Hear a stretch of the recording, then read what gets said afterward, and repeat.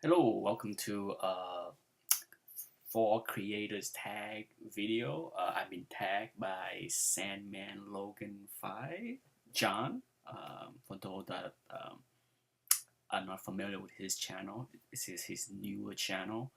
He had a great channel that unfortunately was accidentally deleted, so he had to start fresh. I'll put a link below for those that have not resubscribed to him. I like his video a lot because I had the same kind of reasoning as far as picking my four creators. I think similar to the way he was thinking, and I thought about it for a bit after I watched his video, and I picked up my four. It was not easy, but I will focus on the two that I left out that didn't make the list and tell you why they didn't make the list. Like John, I love comic books. First and foremost, the art. It's the medium that attract me as far as the visual aspect of it. So, um, you know, as I get older, from my early, from my mid-teens to the early 20s, I focus more on the art. And then as I get older, sure, I pay more attention to the story. That's just natural progression, but still, I have a hard time, even today, to look at the book and enjoy it if the art is not good. I don't care what the story, how good the story can be great, but if the art is poor, I have a hard time enjoying the book. So it's hard for me to say, if I put art and story side by side, neck and neck. If I think long and hard about it, I had to put art a little bit, just a little bit, like 51%, 49% story, because I can deal with poor story, not so great. I can deal with average story if the art is great.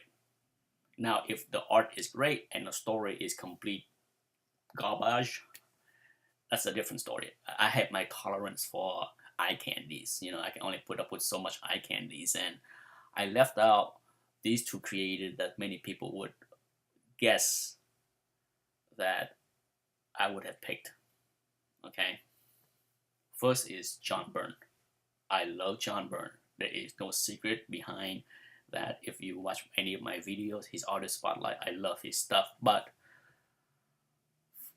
he didn't fall into my top four because he did not have the longevity. For me, the people that in the top five, top four are those that caught my attention right away back whenever they came out and have maintained my attention throughout the decades. Even today, if they do something, I look. I might not buy, but I still look because that's how much I love their crafts.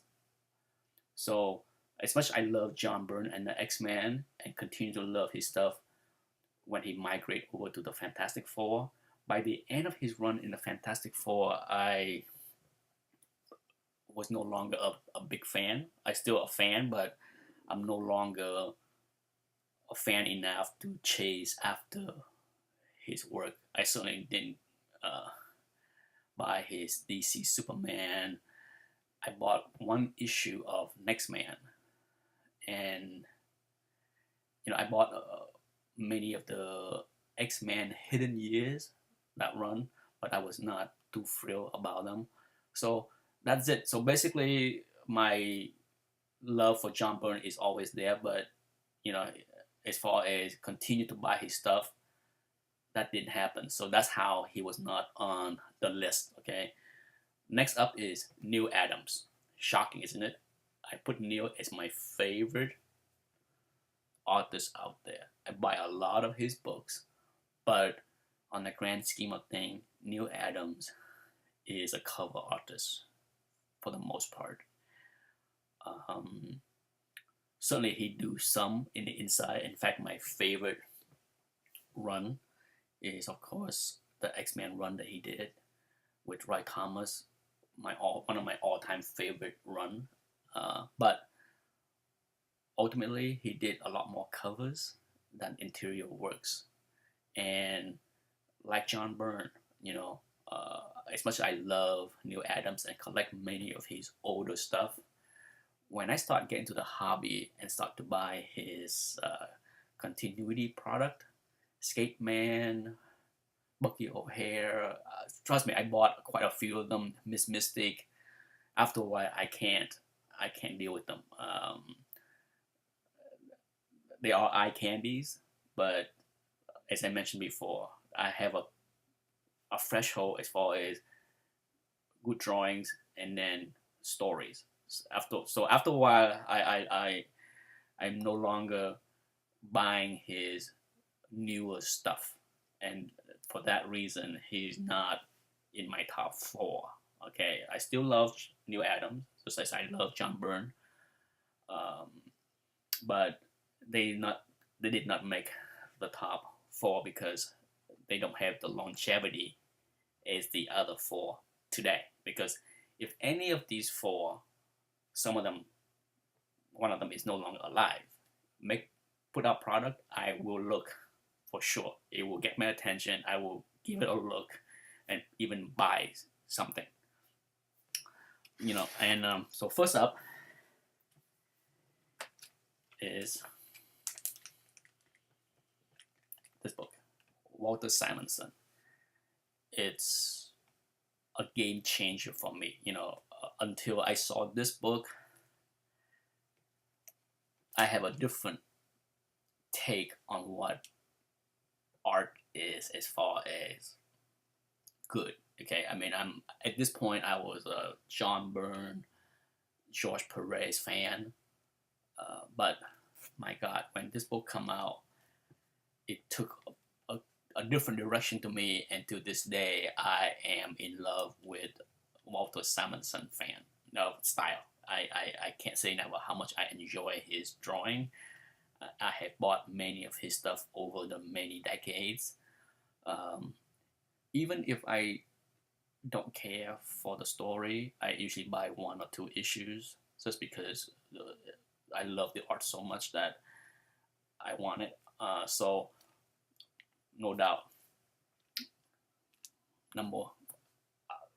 the 4 are not ranked in any order. Okay, so it's not like, as if like I put Walter Simonson above the other 3, but this creator held longevity with me through the 35 plus years of collecting.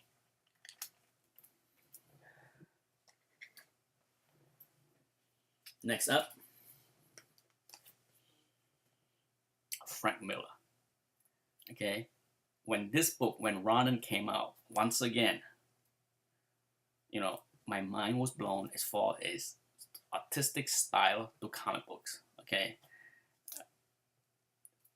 with Walter Simonson throw in the monkey wrench in my view of what is good art. No doubt in my mind, Frank Miller did the same thing in a completely different direction. Okay, and once again, what he did with this and then the subsequent many other things that he did, I absolutely love. I love the transformation. I love everything about what he did, as well as his writing, the combo. See, what's special about these two, Walter Simonson and Frank Miller, are they both very good writers, in my opinion. So what they did, is just a whole lot of fun, because you have the combo of their writing as well as their drawing, and sometimes even their own inking. So you got a complete master in these two creators. So with Frank Miller, so it's too bad that he doesn't do a lot of work now or in the recent 5 years. But if he do something today, I guarantee you I will buy it. Okay, I will give it a look for sure. So Frank Miller's number 2. Number three is likely the least popular among many people because we're comic book fan in general. Um, people like cleaners line, um, and I understand this creator. I have heard many people not liking him, but for me, like the previous two on my list, completely blow my mind when I first saw his work, and I'm just like, wow. And I can't get enough of his work. In fact, I follow his work for the past 30 plus years because um, I never get tired of seeing his drawing or paintings. When this book come out, New Mutant 18, like the other two, my God, it's I. Those was my golden age of collecting. Okay, those first 2 or 3 years of my collecting life, when I was introduced to Walter Simonson, Frank Miller, and then Bill Sinkovich, wow, I was just like, this is just like incredible. Though I have never thought in my short span of collecting that I was introduced to such uh, wonderful talents. So when this book came out and his run on the New Mutants, I absolutely love. Up until that point, New Mutant was a dud for me. I'm buying it just because I was a mutant fan. But up until issue 17, it was 50 cents I'm willing to part with on a monthly basis. But when this book came out, wow, I was so excited. I was completely amazed by everything that he did, and I love his stuff. So the longevity of this artist is still very strong today. So that's how he make the top 4. Last but not least is one that is no longer with us, and it's one of the few artists that caught my attention right away, even though I'm a latecomer to his existence. Jack Kirby, my Captain Victory. Once again, back in the early days of collecting, these were my first exposure to Jack Kirby. I did not own any Silver Age books. At this point, I don't even think I read the reprints of the Son of Origin, or any of those books yet. So I was not familiar with Jack Kirby. Okay, many of the master of the Silver Age, like Jack Kirby,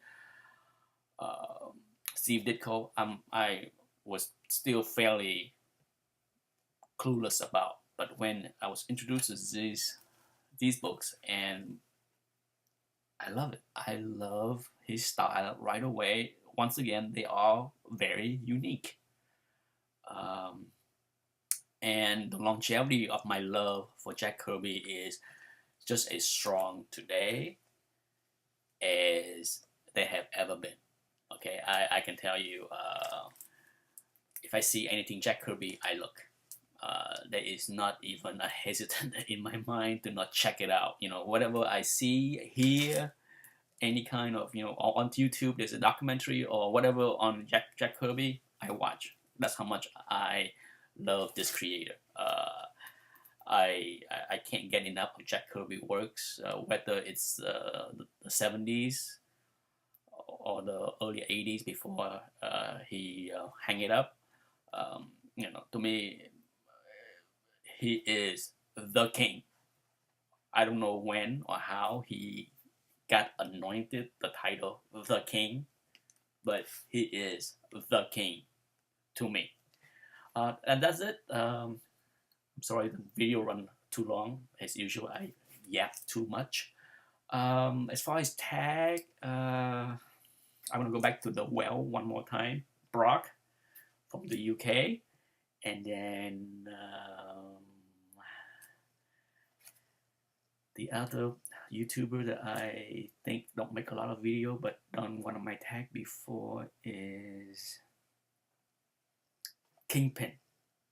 Okay, I will contact both and let them know that I tagged them for this video. Anyhow, thanks for watching.